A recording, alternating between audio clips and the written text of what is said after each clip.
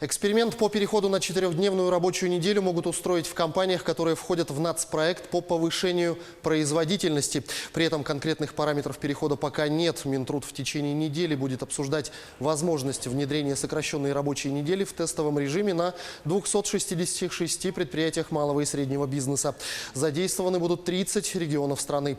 На некоторых предприятиях работники 30–40% времени ничего не делают. И наша задача не в том, чтобы сократить рабочий день, а в том, чтобы они смогли делать его полезным, отметил замминистра экономического развития Петр Засельский.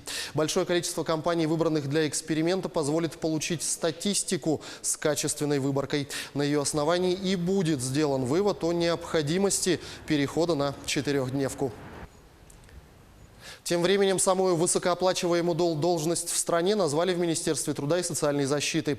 Так, самую большую зарплату предлагают механику по ремонту оборудования в рыбной промышленности. На этой должности можно зарабатывать 430 тысяч рублей в месяц. Второе место в списке делят между собой пилот воздушного судна и начальник участка в угольной промышленности. За работу на этих должностях предлагается по 330 тысяч рублей в месяц. Авиакомпания «Аэрофлот» может в ближайшее время подписать контракт на поставку 22 российских самолетов «Сухой Суперджет-100». Об этом сообщил глава госкорпорации «Ростех» Сергей Чемизов.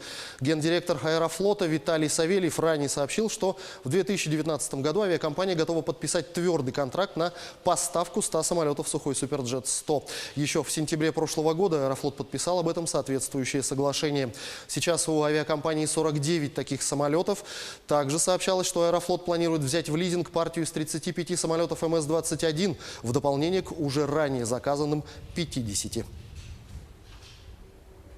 Система быстрых платежей стала доступна для оплаты товаров в интернете по QR-коду. Первую такую покупку провели онлайн-ритейлер Wildberries и банк «Русский стандарт».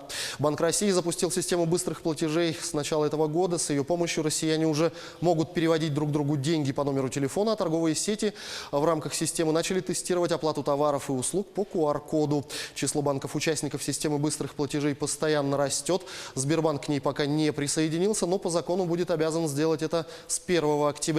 Для оплаты товара через эту систему в интернете покупателю необходимо будет просканировать QR-код, который отображается на компьютере, с помощью мобильного приложения своего банка на смартфоне и подтвердить оплату в приложении. Банк плательщика также должен быть участником этой системы. Деньги со счета покупателя поступят на счет магазина практически сразу после совершения покупки.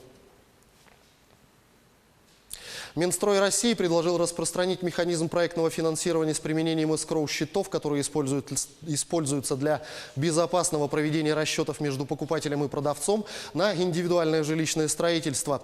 В ведомстве подчеркнули, что проектное финансирование ИЖС планируется осуществить через уполномоченный банк, который будет контролировать расходование средств, выделяемых на возведение инфраструктуры.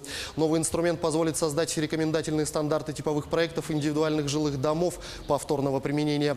В данное время проектное финансирование действует на рынке многоквартирных домов.